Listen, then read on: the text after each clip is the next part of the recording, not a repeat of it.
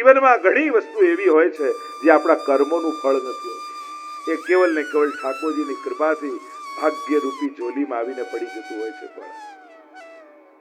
આ ત્યારે જ સંભવ. એક છે ઝાડ પર ચડીને ફળ તોડો, અને બીજું છે ઝાડની નીચે બેઠા છો ને ફળ પાકે ને તમારા ખોળામાં પડી જાય. બસ આ કૃપાથી મળેલું ભાગ્ય. જો આપણી સેવા, આપણી કથા, આપણી માળા, આપણા સત્કર્મો, આ બધું છે ને આ કર્મોનું ફળ નથી, આ કેવલ કૃપાનું ફળ છે. અને કૃપા થકી જ આ થાય. કોઈ પણ કર્મના સિદ્ધાંતોમાં પુણ્યોનું ફળ ભગવત સેવા નથી કરવી. પુણ્યોનું ફળ તો સુખ છે. બે ફળ કયા પુણ્યોના? એક સ્વર્ગ અને બીજું સંસારનું સુખ. પુણ્યો કેવલ ભક્તિ આપતા નથી. ભક્તિ તો કેવલ ઠાકોરજીની કૃપાથી મળે. અને ભક્તિ દુર્લભ છે, કારણ કે મેળવાતી નથી, એ તો મળે છે, પ્રભુ આપે છે. મહાભાગા, જો આપણે ત્યાં અમુક લોકોને મહાભાગા કહ્યા છે, આની ઘણી લાંબી ચર્ચાઓ છે. સ્વાગતમ વો મહાભાગા પ્રિયમ કિમ કરવાણી વ. તમારું શું પ્રિય કરું? આમ વનમાં અડધી રાતના કેમ આવ્યા છે? અને 10 શ્લોકમાં ભગવાને ધર્મનો ઉપદેશ ગોપીઓને આપ્યો. અરે આ રીતે વનમાં આવવું ઠીક નથી. પતિની સેવા કરવી એ સ્ત્રીનો ધર્મ છે. રોગી હોય, નિર્ધન હોય, વૃદ્ધ હોય, એની સેવા દ્વારા જ એનો ઉદ્ધાર છે. તમારા સ્વજનો તમારી પ્રતીક્ષા કરતા હશે, તમારા ભાઈ, બંધુ, પિતા, સખા તમને શોધતા હશે. જલ્દી ઘરે જાઓ. 10 શ્લોકમાં ભગવાને ધર્મોપદેશ કર્યો અને 11 શ્લોકમાં ગોપીએ ઉત્તર આપ્યા છે. પ્રભુ બોલી રહ્યા છે ત્યારે ગોપીઓ કહ્યું કે પ્રભુ બોલી લીધું, પૂરું થયું, હવે અમારો વારો. મૈવમ વિભોરતિ ભવાન જલિતુમ નુશંસમ સંત્યજ્ય સર્વ વિષયાન તવ પાદમૂલમ. પ્રભુ આપ અમને ધર્મનો ઉપદેશ આપો છો. પણ પ્રભુ પ્રત્યેક ધર્મ ધર્મીને મેળવવા માટે હોય છે. જેમ કોઈ ગુલાબનો છોડ ઉગાડે ને આજુબાજુ કાંટાની વાડ કરે, પણ એ કાંટાની વાડ સાચવવામાં એટલો મજબૂર થઈ જાય કે છોડને પાણી પાવાનું ભૂલી જાય, તો એ તો મૂર્ખ કહેવાય. કાંટાની વાડ ગુલાબના છોડને બચાવવા માટે છે. એમ ધર્મ એ ધર્મીની પ્રાપ્તિ માટે, ધર્મીમાં ભાવ સુરક્ષિત રહે એના માટે છે. પણ જો ધર્મમાં જ એવા રત રહી જાય કે સામેવાળા ધર્મીને છોડી દઈએ તો પછી શું કામ? અને પ્રભુ આપ અમને ધર્મ શીખવાડો છો કે સ્ત્રીનો શું ધર્મ છે. અમે પણ જાણીએ છીએ, અમે શુચિ રૂપા છીએ, અમે ઋષિ રૂપા છીએ. પણ એક વસ્તુ પ્રભુ આપ ભૂલતા નહીં. આપે જ્યારે વેણું વગાડી અને વેણુના નાદ અમારા કર્ણમાં પડ્યા, એ જ ક્ષણે અમારી સ્ત્રી બુદ્ધિ તો ત્યાં જ સમાપ્ત થઈ ગઈ, અમારી દેહ બુદ્ધિ તો ત્યાં જ ખતમ થઈ ગઈ. પ્રભુ એક વસ્તુ ધ્યાન રાખો, અહીંયા કોઈ સ્ત્રી નથી આવી, અહીંયા તો જીવાત્મા પરમાત્માને મળવા માટે આવ્યો છે. એ દેહ બુદ્ધિ તો સાંભળીને ખતમ થઈ ગઈ. અને જીવાત્માનો એક જ ધર્મશાસ્ત્ર બતાવે છે, યો યદંશ સતમ ભજે. અંશે પોતાના અંશીને ભજવું એ જ અંશીનો ધર્મ છે, એ જ અંશનો ધર્મ છે. અને એટલા માટે અમે તો ધર્મ જ કરી રહ્યા છીએ. અને પ્રભુ એક વસ્તુ યાદ રાખો, પ્રભુ આ દેહ કેટલાય જન્મો લઈને આવ્યું, અને દરેક જન્મમાં આ દેહના કોઈ જુદા પતિ હતા. દરેક જન્મમાં જુદા હતા આ દેહના. પણ પ્રભુ પ્રત્યેક જન્મમાં આત્માના પતિ તો આપ જ હતા. અને એટલા માટે આપને ભજવા એ જ અમારું પરમ ધર્મ છે. આપ કહો છો અમારા ભાઈ, બંધુ, સખા, પિતા પ્રતીક્ષા કરતા હશે. પ્રભુ વ્યક્તિઓને છોડ્યા છે, વૃદ્ધિ તો લઈને જ આવ્યા છે. ત્વમેવ માતા ચ પિતા ત્વમેવ ત્વમેવ બંધુ ચ સખા ત્વમેવ. પ્રભુ હવે અમારા માટે તો સર્વસ્વ આપ જ છો. સર્વદા સર્વભાવેન ભજનીયો વ્રજાધિપ. પ્રભુ હવે તો સર્વ ભાવથી આપને ભજવા એ જ અમારું પરમ કર્તવ્ય છે. એટલે પ્રભુ બધું જ છોડીને આપના શરણે આવ્યા છે. ગમે તેટલા ઉત્તમ અનાજના દાણા હોય, પણ એકવાર શેકી નાખો ને, પછી સારામાં સારું ખાતર નાખો, પાણી નાખો, જમીન આપો, એમાં ફણગા ફૂટતા નથી. પ્રભુ આ હૃદયની લાગણીઓ હવે આપના પ્રેમમાં શેકાઈ ચૂકી છે. આને સંસારની ભૂમિમાં વાવવા જશો ને તો એમાં સંસાર માટે ફણગા નહીં ફૂટે. હવે અમે સંસારના કામના નથી રહ્યા. પ્રભુ સંસારમાં મોકલશો તો સંસારના લોકો દુઃખી થશે, કારણ કે હવે અમે સંસારને ઉપયોગમાં આવી એમ નથી. હવે તો કૃષ્ણમય થયા છે. જાકો મન લાગ્યો ગોપાલ સો ताही और कैसे भावेरी। लोक लेकर मीन दूध में राखो जल बिन सचु नहीं पावेरी। जो सुरार न घूमी चलत है पीर न काहू जनावे। જ્યાં સુધી પ્રભુમાં પ્રેમ નથી પ્રગટ્યો ને ત્યાં સુધી સંસાર સુરક્ષા આપે, સુરક્ષા આપતું લાગે. જે ક્ષણે ભગવાનમાં પ્રેમ લાગી ગયો એ દિવસે આ જ લાગતી સુરક્ષા બંધન જેવી લાગવા માંડે. જેમ કોઈ કન્યા હોય 12મું પાસ કરીને કોલેજમાં જાય છે, પહેલો દિવસ છે એટલે એને થોડું મનમાં ભય લાગે. કોલેજનો પહેલો દિવસ એટલે પપ્પા તમે મૂકવા આવજો ને, બહેનપણીઓને ફોન કરે આપણે બધા ભેગા જઈશું. અને આ બધા હોય તો સુરક્ષા જેવું લાગે. પહેલો દિવસ કોલેજમાં જઈએ છીએ, પણ 1 વર્ષ ભણતા ભણતા થઈ જાય અને એને કોઈની જોડે પ્રેમ થઈ જાય. અને પ્રેમ થઈ ગયો એટલે એને એમ થાય કે આજે પપ્પા મૂકવા ના આવે તો સારું, આજે બહેનપણીઓ ના આવે તો સારું. જે સુરક્ષા લાગતા હતા પ્રેમ થયા પછી એ જ બંધન લાગવા માંડ્યા. એમ જ જેનું મન ભગવાનમાં લાગી ગયું પછી સંસાર એને સુરક્ષા આપનારો નથી રહેતો, પછી તો બંધન જેવું લાગવા માંડે. એટલે જ આપણે ત્યાં તો ગોવિંદ સ્વામી આદિના પ્રસંગમાં આવે ને કે દીકરી આવીને બોલ્યા નહીં, કહ્યું કેમ નથી વાત, કે મને એક છે ઠાકોરજીમાં સોંપી દીધો, બીજું હોય તો તારામાં લગાડો. કુમનદાસની વાર્તામાં જો ત્યાં સિંહ મારી નાખે છે દીકરાને, મૂર્છિત થઈને પડી ગયા કુમનદાસ. પૂછ્યું કે જો આ મોં તો કોઈને છોડતો નથી. ત્યારે કહ્યું કે આ મોં નથી પણ સૂતક લાગ્યું ને શ્રીનાથજીના દર્શને નહીં જવાય એટલે મૂર્છિત થઈને પડ્યા. એક વાર્તા અમ્મા ક્ષત્રાણીનો પ્રસંગ જુઓ. બંને નાના બાળકો, પહેલા એક નાનું બાળક ગુજરી ગયું, બીજું ગુજરી ગયું. અરે બંને બાળકો ઠાકોરજી સાથે રોજ રમતા અને અમ્મા સેવામાં પહોંચીને બહાર આવીને રોજ રડે અને રડે એટલે ઠાકોરજીથી સહન ન થયું. ગુસાઈજીને જઈને ફરિયાદ કરી કે આપની આ સેવક રડે છે અને મને દુઃખ થાય છે, આપ એને સમજાવો કે એનો સાચો બાળક તો હું છું. ગુસાઈજી આવીને સમજાવે છે, અમ્મા રડો છો શા માટે? તમારા બાલકૃષ્ણલાલ તો હજી તમારા ખોળામાં રમે છે. આ તો નશ્વર દેહ હતા, ખતમ થયા. અમ્માએ કહ્યું કે એટલા માટે નથી રમતી કે રડતી કે બાળક ગયા? એટલા માટે રડું છું કે મારા ઠાકોરજીના ખીલોનાઓ તૂટી ગયા. મારા લાલન રોજ આ બંનેની સાથે રમતા અને હવે મારો લાલન એકલો પડી ગયો, એ મારાથી જોવાતું. આવો ઉત્કટ ભાવ. પ્રેમ નથી થયો ત્યાં સુધી બધા સંસારના લોકો એમ લાગે તમે સાથે છો, આ સાથે છે, પેલા સાથે છે. સમર્થનો સાથ સુરક્ષા આપનારો લાગે. પ્રભુમાં પ્રેમ થાય ને એટલે સમજાઈ જાય કે આ બધા અસમર્થ છે.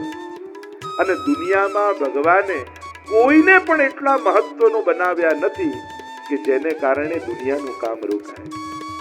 દુનિયામાં કેટલા મોટા મોટા મહાપુરુષો આવ્યા, નેતાઓ આવ્યા, કેવા કેવા લોકો. એમ જો આ નહીં રહે તો શું થશે દેશનું, આ નહીં થાય તો દુનિયાનું શું થશે?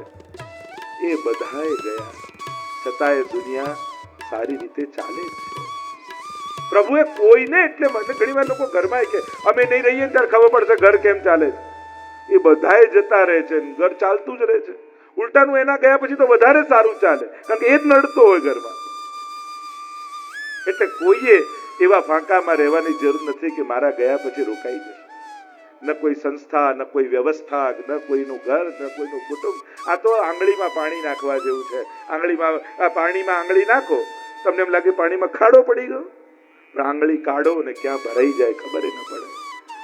એમ વ્યક્તિ જતો રહે ને એની જગ્યા ક્યાંય ભરાઈ જાય ખબર ન પડે.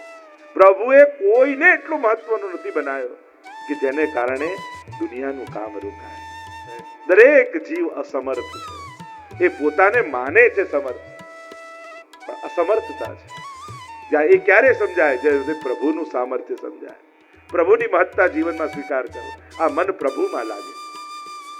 ગોપીઓ કેવા લાગી? પ્રભુ બધું છોડીને આપના શરણે આવ્યા છે. પ્રાપ્તા ભજસ્વ, પ્રભુ આપ અમને ભજો જેમ અમે આપને ભજીએ છીએ. અમારો સ્વીકાર કરો. ઠાકોરજીએ જ્યારે શરણાગતિ જોઈ, ગોપીઓને લઘુરાસનું દાન આપ્યું છે અને લઘુરાસ કરતા કરતા કરતા કરતા ગોપીઓના મનમાં મદ આવી ગયો. જો આ મદ ભગવાનનો હાથ પકડ્યો હોય ને ત્યારે અહંકાર આવી શકે. એટલે અહંકારથી હંમેશા સાવધાન રહેવું. મનુષ્ય બીજા બધા દોષોને ઓળખી શકે છે, જાણી શકે છે, કાઢી શકે છે, પણ અહંકાર એવો છે ને કે હોય ને ખબર ન પડે. અને એવા જુદા જુદા કપડા પહેરીને આવી જાય, એ ખબર ન પડે. અરે જરૂરી નથી કે કોઈ લૌકિક વસ્તુનો જ અહંકાર હોય. મારા જેવું કીર્તન તો કોઈ ન ગાય, એનો અહંકાર થઈ જાય. મારા જેવી સામગ્રી તો કોઈ ન કરી શકે, એનો અહંકાર છે. મારા જેવા પાઠ તો કોઈને ના આવડે. મને કોઈ વાતનો ઈગો નહીં, એ વાતનો ઈગો થઈ જાય. આમાં તો ખબર થોડી છે કયા રૂપે આવે, કયા કપડાં પહેરીને આવે. પ્રભુનો હાથ પકડ્યો છે છતાંય મનમાં મત પેદા થયો. વિચાર કરો, ગોપીઓ જેવા ગોપીઓને મદ આવી જાય તો સાધારણ જીવની તો મનમાં કેટલી સંભાવનાઓ રહેલી પતન. અને અહંકાર ખોટી વસ્તુનો નથી આવતો, ખરાબ વસ્તુનો નથી આવતો. જેની ભીતર ગુણો છે ને એની અંદર જ અહંકારની સંભાવનાઓ છે. ક્યારેક કોઈને ક્રોધ કરવાનો અહંકાર, મારા જેવો ગુસ્સો કોઈ ના કરે, આવો ઈગો કોઈ ના આવે. મારા જેવો લોભ કોઈ ના કરી શકે, મારા જેવા અપશબ્દો કોઈ ના બોલી શકે, એવું કોઈને ઈગો આવે? કોને આવે? એને આવે કે મારા જેવા દયા કોઈ ન કરી, મારા જેવું દાન કોઈ ન કરી શકે, મારા જેવી ઉદારતા કોઈને. સદગુણો જ અહંકારની સંભાવનાઓ લઈને આવતા હોય. એટલે જ સદગુણની વ્યક્તિએ ભગવાનની ભક્તિમાં જોડાવવું બહુ જ જરૂરી છે. આપણે એટલે જ કહીએ ને, ઘણા કે ભગવાન જો અમે તો સોશિયલ વર્કમાં માનીએ. લોકો ઘણી વાર સારા સારા શબ્દોના પ્રયોગ કરી પોતાને છેતરી લેતા હોય. અને છેતરવાનું પહેલું શબ્દ આપણે શું હોય? મારું દિલ ચોખ્ખું છે, પછી મારે સેવા કરવાની શું જરૂર છે? હું કોઈને દુઃખ નથી પહોંચાડતો, કોઈનું ખરાબ નથી કરતો, મારે ભક્તિ કરવાની શું જરૂર છે? અરે તું કે છે દિલ ચોખ્ખું છે, પાડોશીને પૂછ તો ખબર પડે. આપણે જ આપણી જાત પર ચૂકાતા હોય કે દરેકને એમ જ લાગે મારું દિલ તો ચોખ્ખું જ છે. હજી ભગવાન પાસે જવાની ઈચ્છા નથી થતી ને, એ જ પ્રમાણ આપે છે કે હજી દિલ ચોખ્ખું નથી થયું. જો દિલ પવિત્ર થઈ જાય તો ભગવાનથી દૂર રહી જ ન શકે માણસ. અને આ રીતે લોજિક આપે. જેને કાંઈ જ ન કરવું હોય ને, આપણે તો બધાને માનીએ એટલે સમજી લેવું ક્યાંય જતો નથી. પણ લોકો એમ ના કે ક્યાંય, લોકો શબ્દો તો સારા જ વાપરે, શબ્દો તો એવા સરસ વાપરે ને આપણે તો બધાને મને સમજવું કે આ કોઈનો નથી. ક્યાંક આપણી જ જાતને આપણે છેતરતા હોઈએ. અહીંયા ગોપીઓના મનમાં મત જાગ્યો. અરે જગતને નચાવનારો પરમાત્મા અમારા ઈશારે નાચી રહ્યો છે. જે રીતે અમે ચરણ ઊંચા કરીએ તો ચરણ એ ઊંચા કરે, અમે હાથ ઊંચા કરીએ તો એ હાથ. જુઓ ને અમારામાં કેવું મોહિત થઈ ગયો. પ્રભુએ જોયું આકાર તો મળ્યો પણ હજી પાત્રતા સિદ્ધ થઈ નથી. જેમ કાચો માટીનો ઘડો હોય, અગ્નિમાં પકવો નહીં તો પાણી ટકે. એમ લાભ મળ્યો પણ હજી અધિકાર પ્રાપ્ત નથી થયો. હવે આ ઘડાને તો વિરહા અગ્નિમાં પકવવો પડશે. અને ભક્તો પર, ગોપીઓ પર કૃપા કરવા માટે તાસામ તત સૌભગ પદમ વૃક્ષમાનંચ કેશવ પ્રશમાય પ્રસાદાય તત્રૈવાંતર જીયતા. બે કારણથી પ્રભુ અંતર ધ્યાન થઈ ગયા. એક, પ્રશમાય, અહંકારનું પ્રશમન કરવા.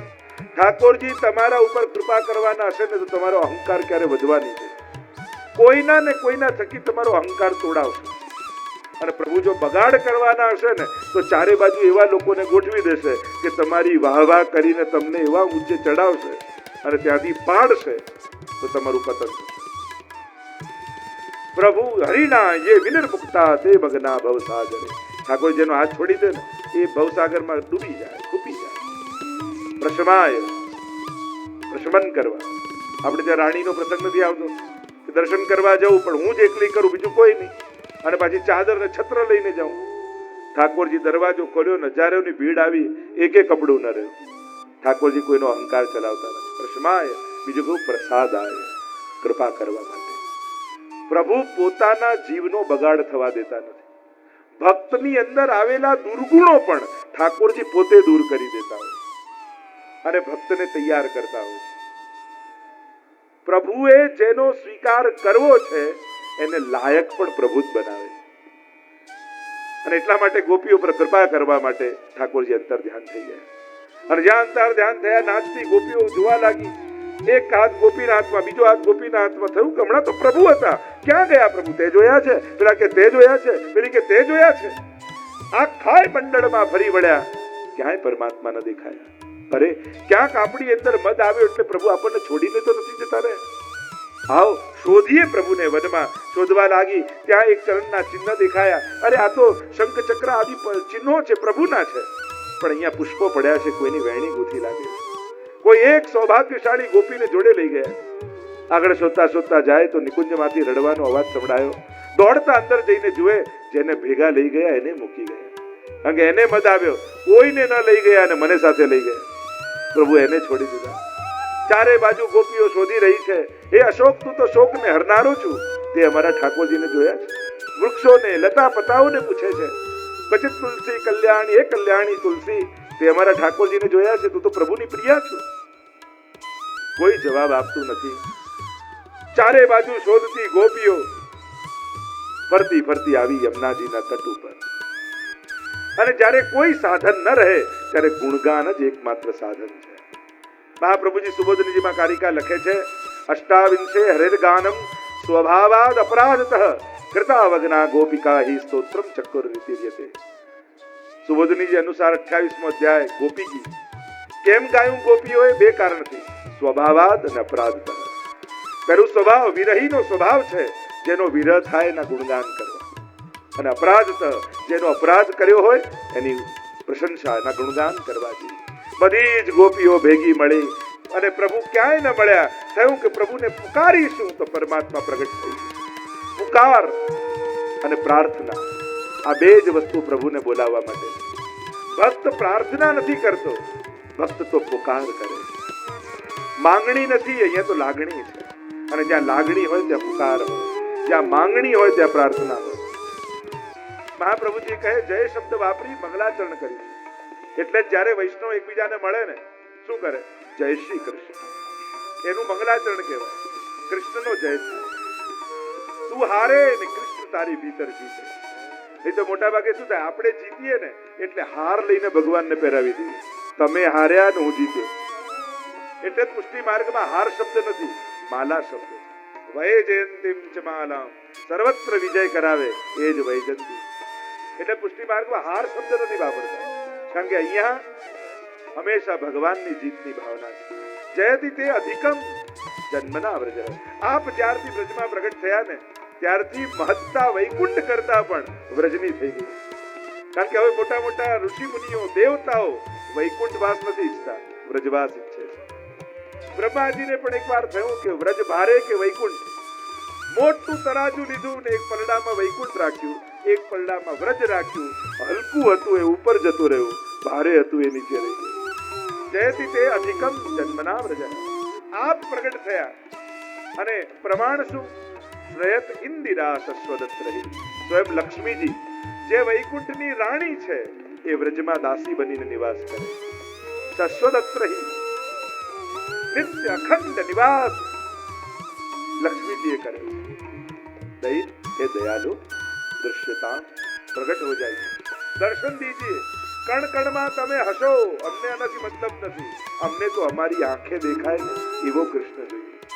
અમને તો અમારા કાને સંભળાય એવો કૃષ્ણ જોઈએ. અમે જેને ગોદમાં લઈ શકીએ એવો કૃષ્ણ અમારે જોઈએ. દૃશ્યતામ દીક્ષુ તાવકાહ, અમે તમારા છીએ. તાવકાહ શબ્દથી ગોપી ગીતનો પ્રારંભ થયો, તમારા છે. ગીતાજીનો પ્રારંભ મામકાહથી થયો.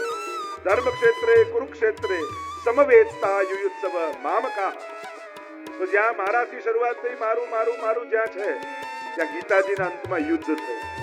અને ગોપી ગીતની શરૂઆત તારા તારાથી છે તો એના અંતમાં રાસ થાય. જીવનમાં યુદ્ધ જોઈએ છે કે રાસ, તે તમારે નક્કી કરવા. દીક્ષુ તાવકાહ ત્વયી ધૃતા સ્વત્વામ વિચિન્વતે. ચારે બાજુ અમે આપને ગોતી રહ્યા છીએ. તમારે કારણે જેણે પ્રાણોને ધારણ કર્યા છે એવા અમે આપને શોધીએ છીએ. પ્રગટ થાવ એમ કહેતા ગોપીઓ આગળ ગાન કરતા કહે. અને એમાં સુંદર લાલ કમળો પ્રગટ થાય ઉગે. ગોપીઓ કહે, એ લાલીમાને જેણે હરી છે એવા આપના નેત્રો.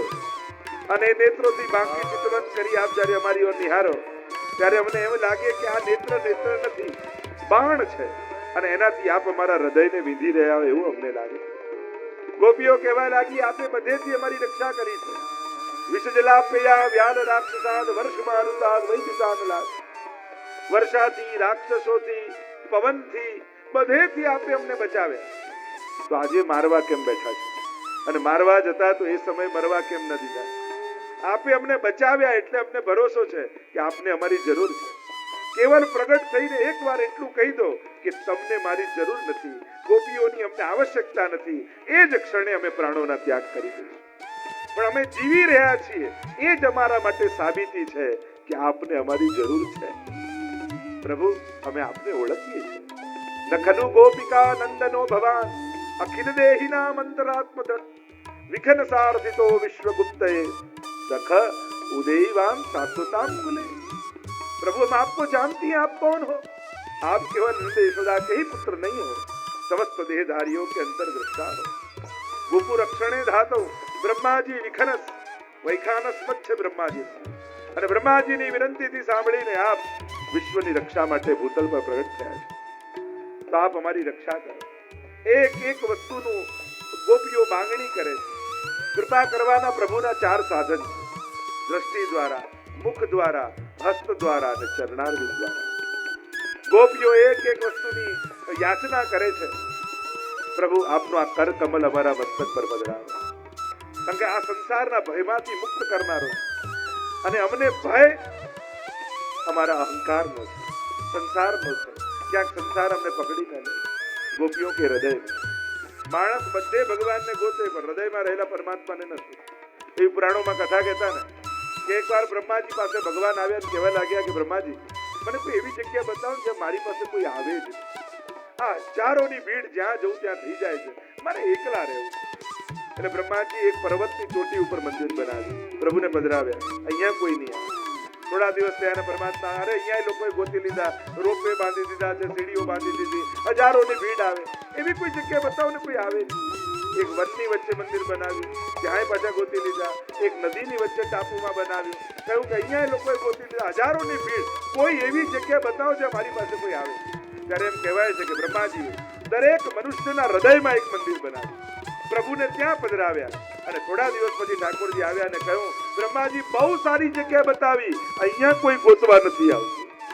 માણસ બધે શોધે છે પણ પરમાત્માને હૃદયમાં નથી અનુભવી શકતો. हृदयस्थम निर्गतम बही, ऐसे महाप्रभु जी ने कहा, रास में प्रभु प्रकट कहां से हुए? गोपियों के हृदय में. कृष्णमानां जनान् दृष्ट्वा कृपा युक्तो यदा भवेत् तदा सर्व सदानंदम हृदयस्थम निर्गतम बही. हृदय में से प्रकट हुए ठाकुर. तो गोपियों के साथ संवाद हो रहा. गोपियों कहे, आपनो चरण हृदयમાં પધરાવો. અરે તમારું હૃદય કઠોર છે, કેમ પધરાવો? ગોપીઓ કહે, ફણીફણાર પીતમ, કાલિય નાગની ફણા પર પધરાઈ શકો તો અમારા હૃદયમાં કેમ નહીં? અરે મારા ચરણ કોમલ છે અને તમારું હૃદય કઠોર છે, અને સ્ત્રીને ચરણનો સ્પર્શ કેમ કરાવું? ગોપીઓ કહે, શ્રી નિકેતનમ, લક્ષ્મીજી સ્ત્રી નથી? એ જો નિવાસ કરી શકે ચરણમાં તો અમે કેમ નહીં?